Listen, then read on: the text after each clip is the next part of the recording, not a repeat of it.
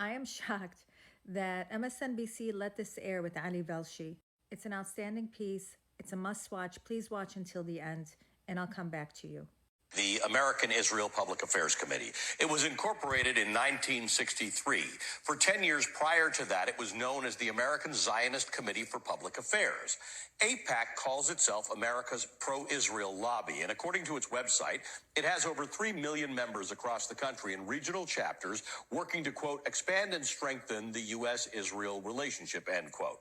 You may know AIPAC as being one of the biggest and most recognizable donors to many of the members of Congress in your state. But contributing to campaigns is a relatively new function of the organization. Before 2021, AIPAC did not endorse candidates nor give political contributions. Its focus was on lobbying elected officials, not actually electing officials. But in a dramatic shift in policy, AIPAC began directly funding candidates and spending big on races in 2021. AIPAC Political Action Committee, AIPAC-PAC, filed something called a Statement of Organization with the FEC just in time for the 2022 election cycle, where it spent $50 million, including both direct contributions to candidates and outside spending, like TV advertisements. According to AIPAC, it donated money to 365 candidates from both parties, including every single member of both Democratic and Republican leadership in Congress. 109 Republicans who voted against the certification of the 2020 presidential election in America received campaign contributions from AIPAC. All in all, AIPAC gave money to 342 members of the 118th Congress. The 2022 elections were the most expensive midterms in American history, with a total cost of $8.9 billion spent. Last year, AIPAC ranked 15th in total expenditure by a political action committee, according to data collected by Open Secrets. But take a look at the other funders that AIPAC is competing against for that title. Act Blue and Win Red. They are Democratic and Republican Party machines. Save America is Donald Trump's money-raising operation. The Conservative Club for Growth, Emily's List, focuses on electing Democratic women to office. All of the PACs on this list are massively domestic-focused ideological machines. AIPAC is the only organization in the top 20 whose interests are focused entirely on America's relationship to a foreign government. Now, let's take a look at who benefits from AIPAC's largesse.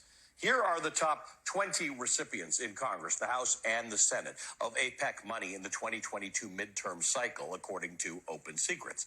They're members of both parties. They come from every corner of the country with varying levels of experience in Congress. The Democrat Glenn Ivey of Maryland tops the list. He beat out fellow Democrat Donna Edwards in Maryland's House primary after AIPAC poured millions into pro-Ivey advertisements and mailers. Edwards was running for a second stint in Congress after serving during the Obama administration, where she voted present, not even a no, on a number of pro-Israel resolutions. So the money poured in against her. Not even an endorsement from Nancy Pelosi could save her. Michigan Democrat Haley Stevens unseated Democratic Representative Andy Levin. Here's what Levin had to say about that. I'm really Jewish, but AIPAC can't stand the idea that I am the clearest, strongest Jewish voice in Congress, standing for a simple proposition that there's no way to have a secure democratic homeland for the Jewish people unless we achieve the political and human rights of the Palestinian people. AIPAC spent $4 million against Levin. He lost by 20 points. When Michigan Congresswoman Rashida Tlaib, the only Palestinian American in Congress, was censured by the House in early November over what some lawmakers called her rhetoric around the Israeli-Hamas war, 22 Democrats joined Republicans in that censure vote. 18 of those Democrats received campaign funds from AIPAC in 2022, totaling more than $1.1 million. By the way, for these 6 of them, AIPAC was their top contributor. A growing list of progressive lawmakers who are vocal in their criticism of the government of Israel and its policies and their support for Palestinian self-determination have inspired AIPAC to spend even more. As progressive lawmakers began calling for an immediate ceasefire in Gaza, Slate reported that insiders expect AIPAC's 2024 spending to hit $100 million. In fact, United Democracy Project, which is a pro-Israel super PAC affiliated with AIPAC, is already spending money on attack ads.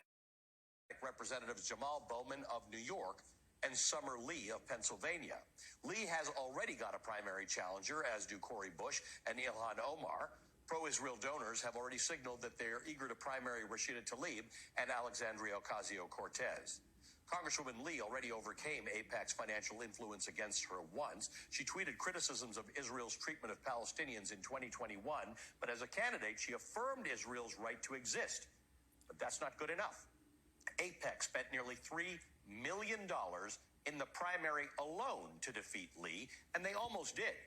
She beat Stephen Irwin, who is third on the list of money given to candidates by AIPAC in 2022, by less than 1,000 votes. Let's talk about AIPAC, the American. So if you follow me, you